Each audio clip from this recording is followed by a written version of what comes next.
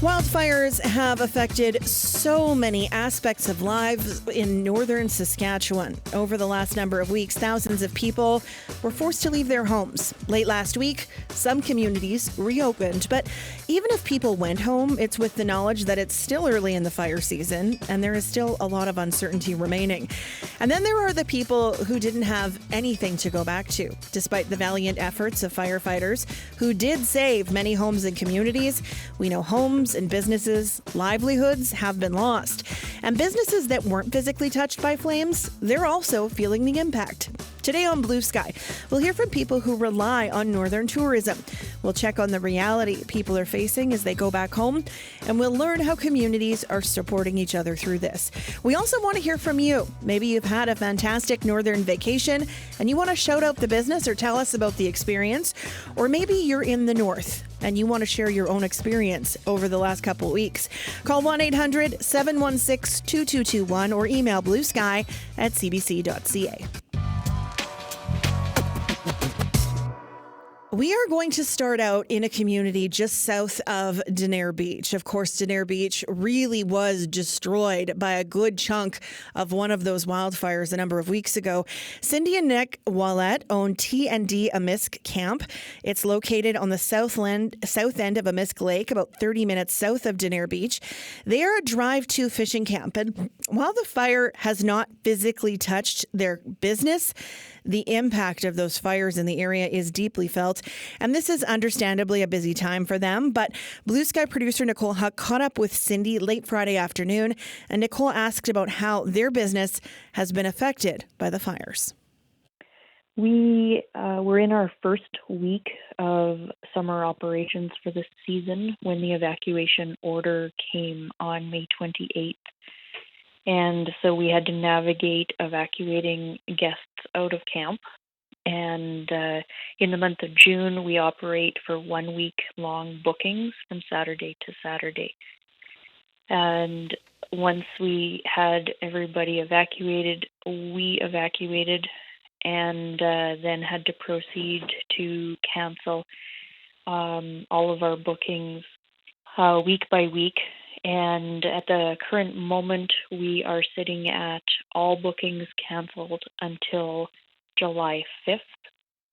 And the reason that we did that is the majority of our groups that come have very complex travel plans.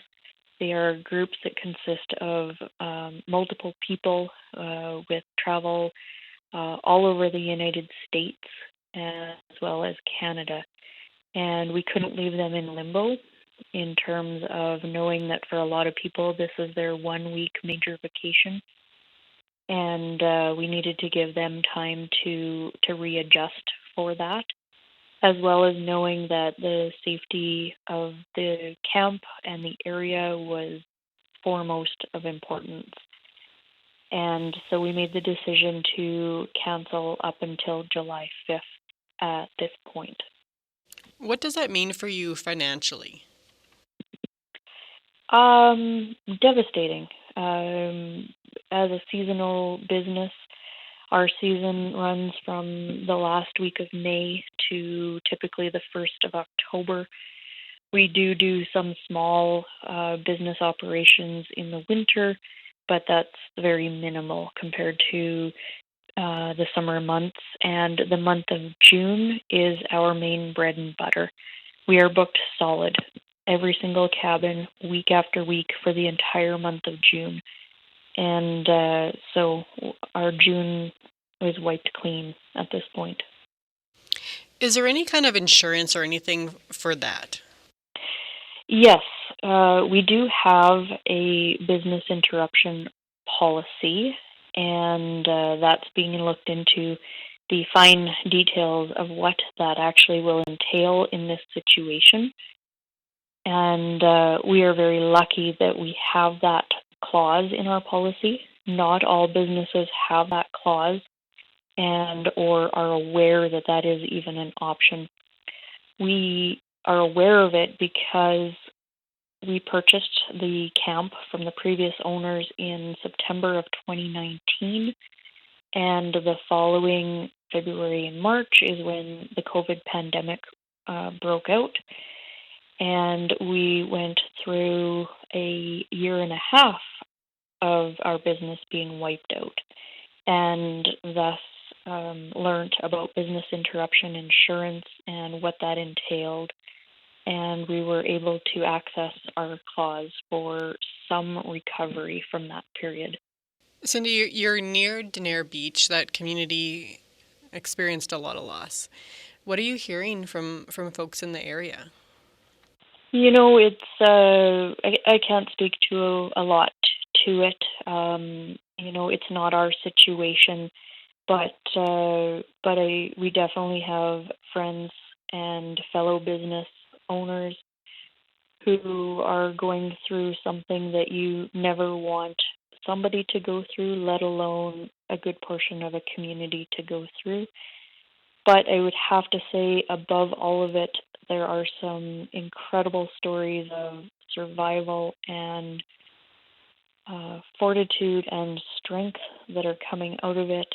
And I believe I can say Danair Beach will rise out of the ashes and move forward and grow and become better for it. We support them in every way. I have actually took on the task of creating a Facebook group to purely provide resources and information for all of those in the Danair Beach area, because there are also a number of cabin locations around Danair Beach that suffered losses, as well as the Danair Beach Reserve, the Amisk Lake Reserve, it's called. They also suffered substantial losses. And so this Facebook group is private, and it is solely for those who need to rebuild, and they can go to one source to read and get all the resources possible that I can put into it, such as RTM providers, builders, contractors, insurance information, and resettling information. That seems like an incredible resource. It has. It has really grown, and I started it out of seeing friends absolutely desperate and lost, suffering this devastation, and then on top of it, having to make really big decisions fairly quickly, and trying to relocate their families and go through that process. And I thought nobody should have to do that without some sort of help. And so that was something that I could set up and do and manage. So, and I have been very fortunate because there's been a lot of people that have reached out to me with either businesses that are available to come up to help with the rebuild, or resources such as engineers that have provided information sheets and guidance and tools to help people navigate the process of rebuilding. So it has been a whole community project, I would say. I am just the holder of the project. I imagine when people are all spread out right now that it's nice to have a place where they can, even online, feel connected to one another. Yes, yeah, definitely. That's felt very, very strongly in the group. What does the rest of the summer look like? Maybe not this rest of summer, maybe you're just looking at July at this point, but what are you kind of expecting? We are waiting further information about, of course, the very first step would be rescinding the evacuation order, which involves 3 communities and the Amisk Lake Reserve. So it's a bit more complex because there's 3 communities and a reserve who all sort of need to work together. So that's the very first step. And second is, what does the reentry plan look like for, again, 3 communities and the reserve? And there will be time needed for those residents who lost their homes, and respect needed to be given to them to go through that process. And services will be very limited for a while in the area. And those services will definitely need to be focused on residents. So we are just waiting that out, and we will navigate that to whatever works best for the needs of our neighbors. So we don't know at this point how long we will continue cancellations and when we will actually be ready to welcome our guests. Our camp is currently unaffected. However, we need to respect the reentry plan. And we have also, I guess, we have opened ourselves up to the option of helping, whether it's housing for essential residents who lost their houses that are needed to rebuild the community, or whether it's crews coming in who are needed to help rebuild the infrastructure of the community. So those are all options that are in our playbook right now, and we don't know what it will look like. Cindy, is there anything else that you want people to know right now? Support the residents of Denair Beach and Amisk Lake Reserve and surrounding homes and cabins that were lost. They will need support and understanding for a long time. What does that support look like? I think kindness, first of all, and an understanding when you're talking or maybe communicating with somebody going through this. The area is going to need a supply of contractors who are able to help with the rebuild process, and we're a small area with limited resources, so that is going to be essential. And when the time is right, the area will need to be supported by tourism. That will help the area rebuild and regenerate some much needed income. When it is a tourism community, and in terms of fishing, and when the time is right, we will need people to return. A really thoughtful conversation between our producer, Nicole Huck, and Cindy Wallet. Her and her husband, Nick, run TD Amisk Camp. It is located 30 minutes south of Denair Beach. Of course, we want to hear from you today as well. Maybe you've had a fantastic northern vacation and want to share where you went and what the experience was like. Or maybe you're in the north and you want to share what your experience has been like over the last couple of weeks. Call 1-800-716-2221 or email bluesky@cbc.ca. Now, Martin Bernardin is the owner and CEO of Churchill River Canoe Outfitters.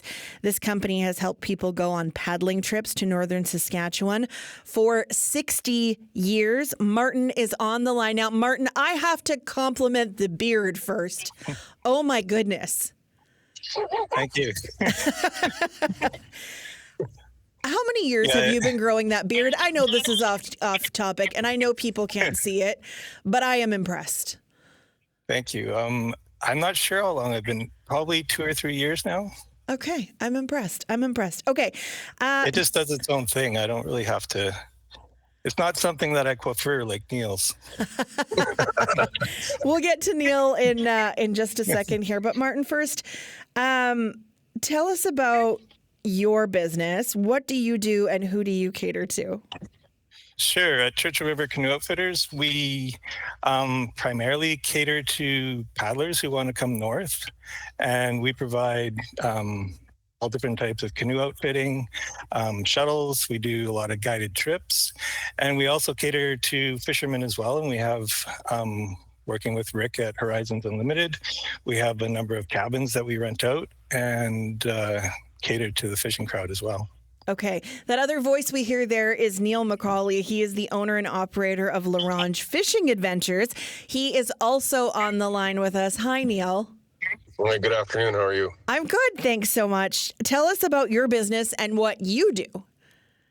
Well, we're We're kind of a different type of fishing operation. We don't necessarily, well, up until this year, we didn't have cabins or anything for rent. We kind of relied on people like Martin Bernardin and the local campgrounds and the Airbnbs. And what we do is sort of a premium day fishing charter opportunity for folks. So it's very similar, say, if you were down in the Caribbean for a winter vacation and you wanted to go fishing and you paid your money and the guys were at the dock and they took care of everything for you. So we're the same thing. You hop on the boat. We've got all the life jackets, all the fishing rods, all the gear, all that stuff, and you just come on out and enjoy a great day of fishing on L'Orange. Okay, Neil, how has your business been affected by fire? We saw how the fires affected the community of L'Orange. Well, it's very similar. Like I said, we rely on quite a few campers. So people that are coming up and staying at the Wadden Bay campground, the Nuneaton Lake campground, families and things like that. And I mean now those campgrounds don't exist anymore. So the only real campground that's kind of left around L'Orange area is Nut Point, and I imagine that's going to fill up pretty quick if it isn't already full. The other thing is I take quite a few people out that are on L'Orange Lake and maybe don't necessarily know the area of certain places and stuff, and they want to try there. So they charter me to go out, and I've had about 4 people now that had chartered me this summer that said we just can't go because they don't have cabins anymore. Their cabins were destroyed in the fires. So it's we're hoping to have a fairly decent season, but I mean, I know we've already had about 7 or 8 cancellations already, so we're going to try and fill those up. But it's going to be tough for us because, like I said, we rely heavily on campgrounds and things like that just don't exist anymore. How have those conversations gone with people as they call you? It's when you've lost something like a family home or a cabin, the thought to call you and even cancel might be not top of mind for them. How have you navigated those conversations? Well, it's with a lot of care and compassion. I mean, our head office and kind of our family cottage, our summer home is in English Bay, and I don't know how, but it survived. The fire burned to about 20 feet in front of the cabin. Oh, wow. So the only thing that I can say is it's a bit of a miracle. If you come out to the English Bay area, there's ourselves and about 4 other cabins that survived. Everything else is gone. So, yeah, I feel for these folks, right? When they call and say they don't want to, or they can't because they don't have a cabin. So it's with a lot of understanding. And I mean, we've decided as a company to give these folks their deposits back. We've given them an option to, if they want to keep their deposit and book for later in the year or the next year, we'll honor their deposits. But a lot of folks are looking for some money now that they've invested to get back into rebuilding or cleaning up. Mm-hmm. Martin, how has the fire situation affected your business? Well, first of all, I'd like to empathize with all those that, have lost their homes and businesses and cabins out there, right? Because, that weighs heavy on us. And up here in Mississippi, we're lucky that we weren't in direct contact with the fires, but we were certainly and have been certainly impacted by the road closures. And now that the roads are back open again, people are still very concerned about coming, up into the area here. And so that's kind of what we're dealing with at this point. So we went from, having lots of momentum going into this season to, completely, coming to a complete stop really fast. And now that everything is opened up again, it's working on, reassuring people that this is still a great place to come and paddle. How do you have those conversations with people if they call and they're anxious because it is still so early in the season? Yeah, I explained just kind of like we did here, yes, you're going to be driving through, a pretty devastated area. Like the fires reached all the way down to Montreal Lake, basically up to 40 kilometers from here, like at the Stanley Mission turnoff. But at the same time, the fires bring, what looks like devastation now for the boreal forest is actually renewal. And so once you get past that, then when you come up here, the Churchill River system really wasn't affected a whole lot by the fires, and Mississippi certainly wasn't affected. So and we've had, so much rain in the last couple of weeks that it's a great time to go paddling. I'm Sam McKeag. Today on Blue Sky, we are talking about the impact on business of the fires in northern Saskatchewan. Just today, SaskTel sent out a news release saying that they are increasing the time frame that SaskTel supports will be available to those evacuated from their homes due to those wildfires.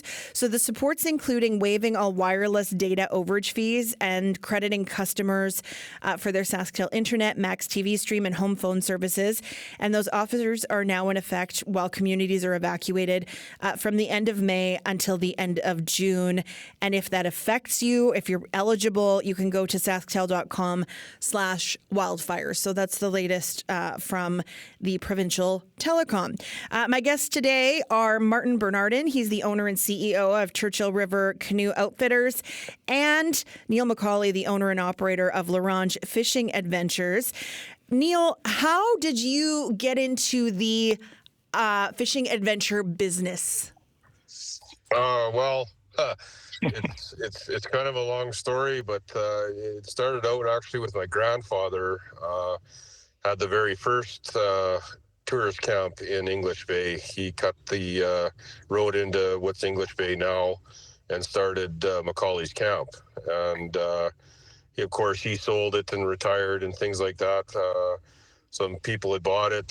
My sister and I actually worked for them for several summers as dock hands, guides, cleaning, yard maintenance, things like that. So, and we've had our family cabin in English Bay since '74. So, kind of grew up on the lake, love fishing, and I had an opportunity, done some guiding here and there for different companies throughout the years. And just 2 years ago, an outfitting license came up, and I took the opportunity. And now I'm the new McCauley that's running a fishing operation in L'Orange. How often do things like natural disasters, whether it be a fire, crazy weather in the north, snow, cold, whatever, how does it impact your business being an outdoor business? Well, crazy weather, things like that, it doesn't really affect. I mean, you let your customers know that, make sure you're wearing weather appropriate clothing and, and watch for the weather and stuff like that. We operate, large 20.5 foot Kingfisher boats that'll take just about any weather that this lake offers, so everybody can feel super safe and super comfortable that way. It's just the last few years here with all the fires that have burning in and around L'Orange, it kind of makes people a little uneasy. One of our most popular destinations on the lake is Hunter Bay. And really for the last 2 years, it's always been burning kind of on the east side of Hunter Bay. So you have your clients and your guests out there, and I mean, they're watching giant plumes of smoke billowing up, 10, 15 miles away, and you're trying to reassure them that, we're going to be okay, it's safe. But I mean, the smoke certainly hampers thing. I had guests last year that had to cancel because he's got emphysema and he just couldn't make the trip because of the air quality, right? So high water, big winds, things like that doesn't really affect us. But in the last 4 or 5 years, the fires certainly have affected our business and people's comfort level, right? When you say burning for years, for people down in the south who just assume that's trees, what's on fire that burns for such a long time? Well, fire's is an interesting animal.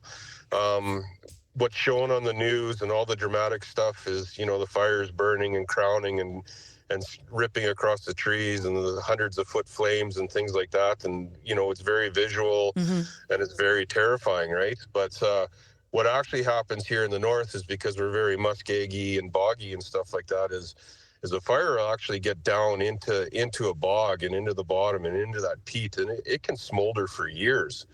And it'll smolder underground for all winter. It could be 40 below and 5 feet of snow, but it's still smoldering under there. And then in the spring or in the summer, once the conditions are right and we get what's called crossover days, it'll pop up out of the ground, and then that fire will kick up and start rolling again up into the trees and things like that.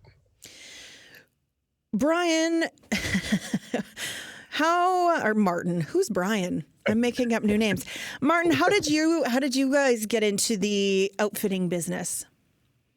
Well, I started out with a canoe manufacturing business, and my wife and I and young family moved to L'Orange about 15 years ago. And we started up a little retail store called Montreal River Outpost. And through that store, we started doing canoe rentals and that sort of thing. And we've done that for the past 12 years. And then the opportunity came up to buy Churchill River Canoe Outfitters. And so now we've taken that over as well. And we've been operating Churchill River Canoe Outfitters this will be our second season. Martin, what was the pull to the north for your family? What wouldn't pull somebody to the But what brought you up there to move there? So many people visit and then stay south. What was it that called you up there to stay? That's how it started, is coming up here to visit and really liking it here. And at the time that we moved up here, I had a fly-in job at one of the northern mines, and the plane we lived in Saskatoon at the time, and the plane would land, start in Saskatoon, land in PA, land in L'Orange, and then up to the mine site. And so for me, not only was it an opportunity to come and live in the north and the paddling opportunities that entails, but it also meant a shorter flight for me to get to work. And so it took a while for my wife to kind of come around to that idea, but then, and it seemed like at first the more I bugged her about it, the more she dug in that we were staying in Saskatoon. And so I kind of left it for a couple of years, and then she came up with this great idea that we should move to L'Orange. So now that you've been there 15 years, that means you both have been through 2015 as well in that evacuation. How is what just happened over the last couple of weeks the same or different from what was experienced in 2015? Well, in 2015, we were all together, and so we all evacuated together, whereas this time around, I was up in Mississippi, and the evacuation order came out really quickly. And so basically they had to flee south. And so I've been up here, the whole time while they were, evacuated in Edmonton.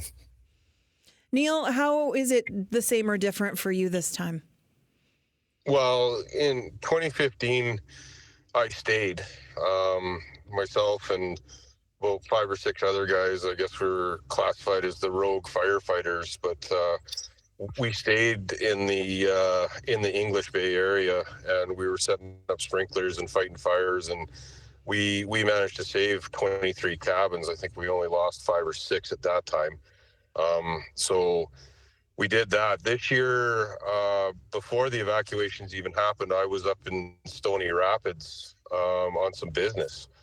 So I was up north in Stony. Our daughter, our 23-year-old daughter, was the only one that was in L'Orange. And I mean, she's a pretty smart cookie. She's seen it before. She's grown up in the north too, but lots of talking with her. She had everything kind of packed and ready by the door. And then when she evacuated, it was pretty tough to have to sit on the phone with her and kind of talk her through that whole trip from L'Orange to Prince Albert. especially driving through all that smoke and fire and things like that. I mean, for a 23-year-old kid to have to experience that all by herself was pretty tough, right? It was pretty hard on me. It was pretty hard on her, but she's a resilient kid, and she made it through, and she's back home now. So it was really good to see her walk back in the door here on Saturday. It's probably the longest hug that a 23-year-old daughter would let her dad give her for. But so now it's just a cleanup. We got back in, like I got in on Tuesday night. They let me back in, and it was clean up our house. Our house is right in Orange, and we were right in direct line of the fire that was kind of burning in the Big Stone area. Mm-hmm. So some really brave and valiant neighbors stayed behind and stayed with the local fire department, and they got sprinklers set up on the houses and stuff.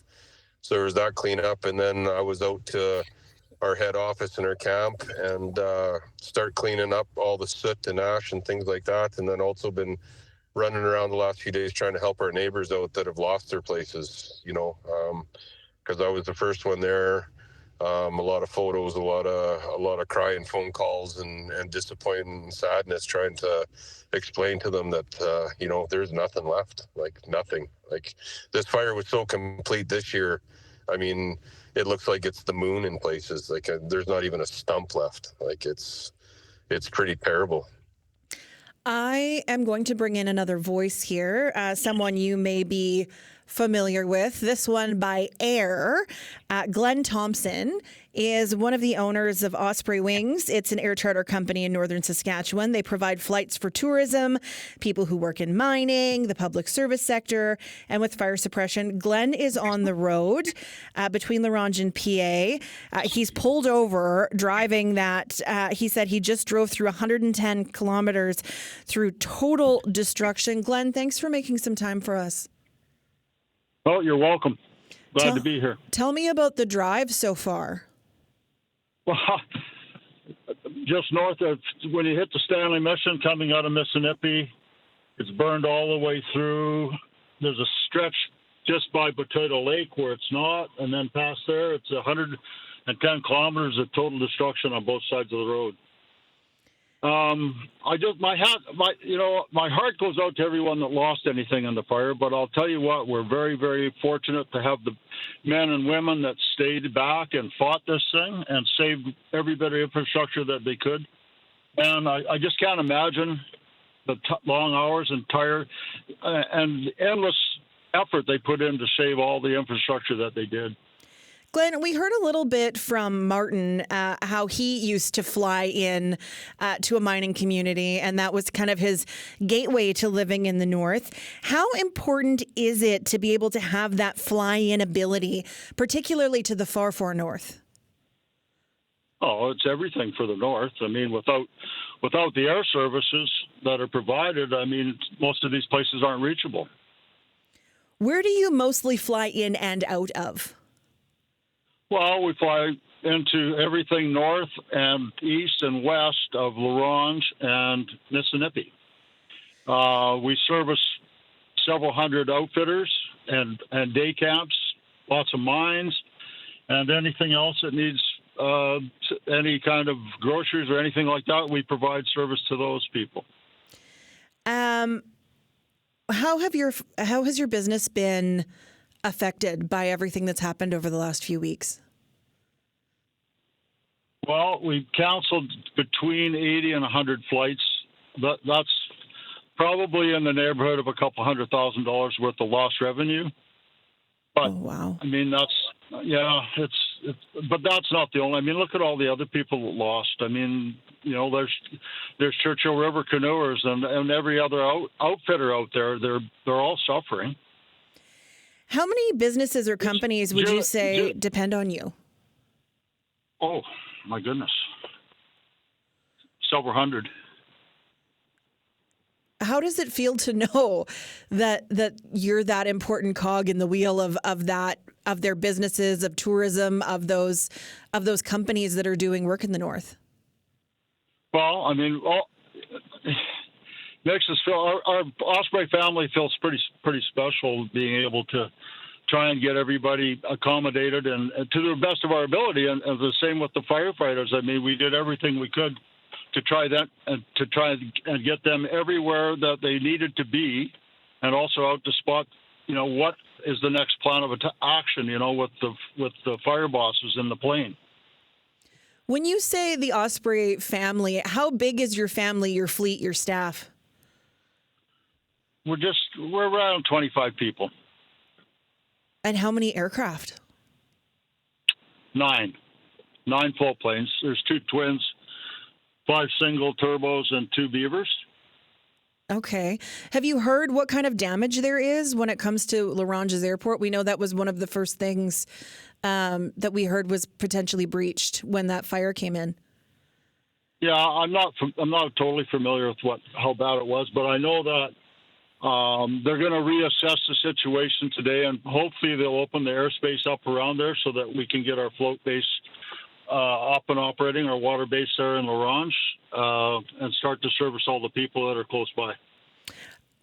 For people who don't speak plain, myself included, what does a float base do? How is it different from a standard airport base? Well, it's similar. The runway is water, and they have a dock, and we load our planes and the people and fly off of that infrastructure. And that's not currently up and running? Well, it is, but we just can't fly right now because they have the airspace closed off. They're flying helicopters and whatever else around just to make sure the fire's put out so that they don't lose any more infrastructure. Did you have any role in fire suppression?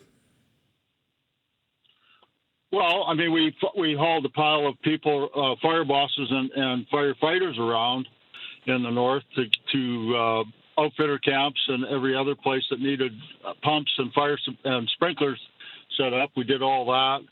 And then we moved all our equipment out of Larange, of course, and moved it up to Mississippi while the fire was in Larange, so that we had, we didn't want to lose a plane or two because we needed them if we, to fly people around if we needed to help out in any other way we could. So what's your next big priority, Glenn? Well, try and get business back to usual and try and get the community, and try and help the community as much as we can. And hopefully we can get some semblance of normalcy back into our northern community. What does the rest of summer look like for you and your company as far as you know at this point? Well, I mean, we're hoping things start to come back to normal and we can accommodate as many people as we can. Glenn, is there anything before I let you go that you want people to know about working and business and tourism in the north? Oh, you know what? If you've ever been to Northern Saskatchewan, it's probably one of the most neatest experiences you'll ever have in your lifetime. That's unbelievable. I just want more people to come and have a look at it. I just think that they'll fall in love with it. They'll fall in love with it if they do. Mm-hmm. And you know what? We just love meeting people and taking them and putting a smile on their face. That's what it's all about. Glenn, thanks so much for taking time for us today, and drive safe, okay? Thank you. That's Glenn Thompson. He's one of the owners of Osprey Wings. It's an air charter company in Northern Saskatchewan. Also with us, Martin Bernardin, the owner and CEO at Churchill River Canoe Outfitters, and Neil McCauley, the owner and operator of Larange Fishing Adventures. Listening to that, I know that you probably laughed when I said, what do you want people to know? Because you two react exactly the same way when I ask about the North and what's so special about it. But what is it that you want people to know about the upcoming summer season? Maybe, Martin, I'll start with you and the opportunity up there and what it means, not just for the experience of the tourists coming up, but what it means for your families and your businesses and the people that work for you. Well, for us, it means that, we can recover from, basically the financial devastation that's been June so far. And it's important for people to know that, like I said, Mississippi and the Churchill region up here has been pretty much untouched by the fires this year, and that they should, there's really no more risk at this time than at any other time. Okay. What about you, Neil? Well, I kind of echo Martin here a little bit. I mean, it's La Ronge is a giant lake. I mean, it's 40 miles by 40 miles, and by all means, like it's or no means, it's not all burnt. There's still some very gorgeous parts of the lake, some very scenic places, and we would just love to have some people come on up and experience what Martin and Glenn and I, are saying, like the absolutely beauty and pristineness of our Canadian North. As far as we go, I mean, folks, come on up and spend a day with us. We do have some cabins for rent, and we can certainly work with Martin here too, and get you staying in Mississippi too, and come on down for a day of fishing. But I mean, now is the time for kind of us local operators to start working with each other and helping each other out here, and hopefully we can salvage a season. Okay, I want to read an email that we just received. It came from Brett Dolter, who is an economics professor at the University of Regina. He says, thanks for the discussion about the economic impact of the fires in northern Saskatchewan. One important factor to consider is the impact of higher temperatures on fires. Hotter temperatures dry out our forests. Studies have estimated that for every 1 degree Celsius of higher temperatures, we will need a 15% increase in precipitation to make up for the drying effects. As we continue to fill our atmosphere with carbon dioxide pollution from burning fossil fuels, global temperatures have increased. In 2024, the average temperature increase was 1.47 degrees Celsius higher globally. Northern Canada is warming at 3 times the global average, and we're seeing years where temperatures are 3 degrees Celsius warmer than historic. This is an unprecedented time in human history, and we will continue to drive fire vulnerability in our boreal forests.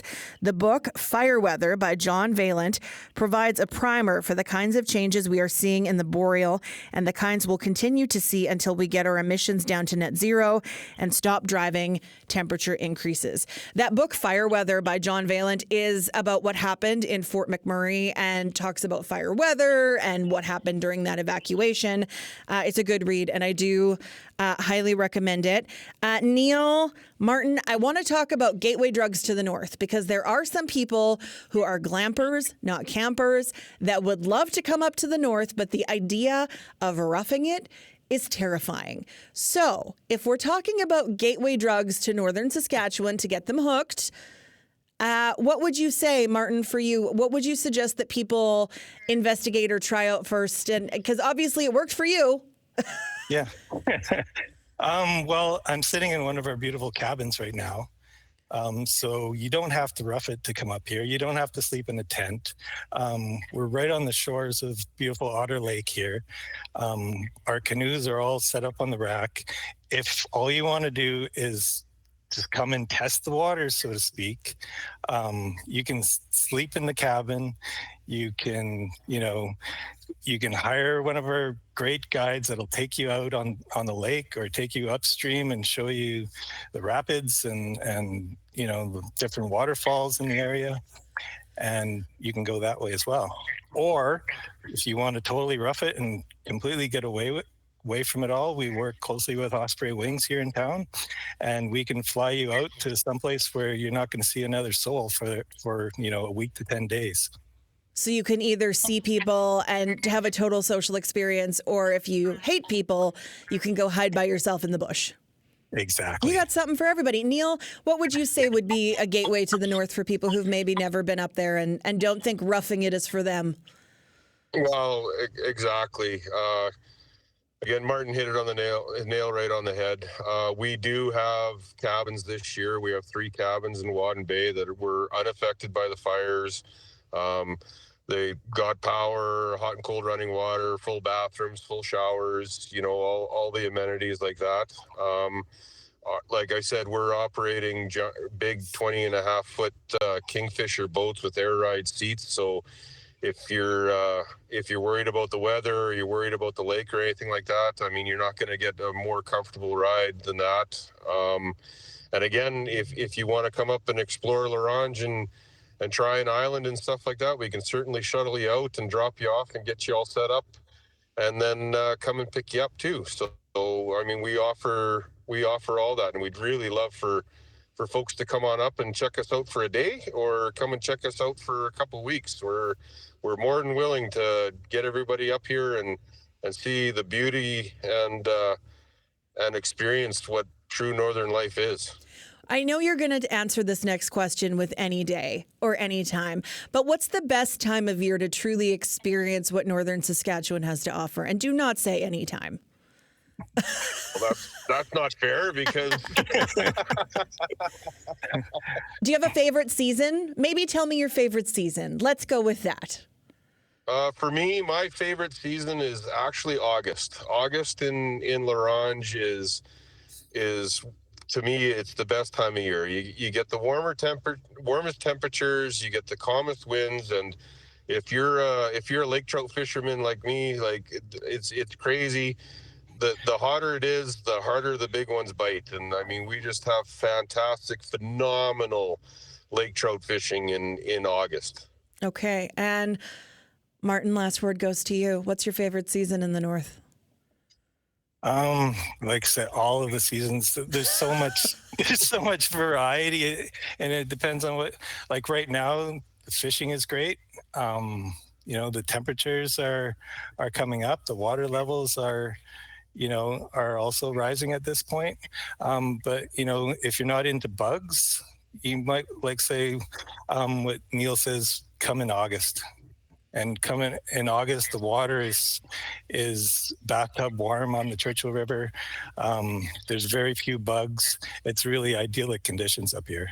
I'm not into bugs. It's like you knew that. So I appreciate you reading the room on that one. I appreciate you two sharing the vulnerabilities. I know it's been a really rough month so far, but thanks for sharing your slice of Northern Saskatchewan with us. And I hope that things only get better for you both. Well, thank you. Right. Thank you so much. That was Martin Bernardin and Neil McCauley. They operate outfitting businesses, fishing and outfitting businesses in Northern Saskatchewan. If you want to know more about them, you can email bluesky@cbc.ca.